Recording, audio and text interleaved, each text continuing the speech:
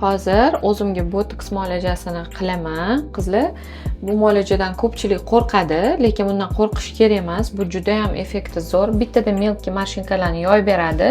Qonun qoidasiga agar e'tibor berib qilinsa, normalniy effektiga erishamiz.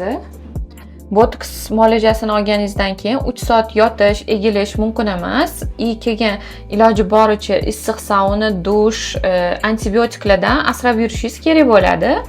Bu muolajani agar ko'proq uzoq muddatga yetishini xohlasangiz, oldindan 2 hafta sink ichib yursangiz, zo'r uzoq muddatga yetib beradi.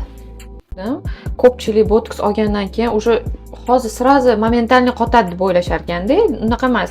2 haftaning ichida polniy ishlab bo'ladi. 2 haftadan keyin korreksiya kerakmi, yo'qmi ko'rib aytilinadi. Birdaniga katta doza qila olmaymiz, chunki естественность yo'qolib qoladi.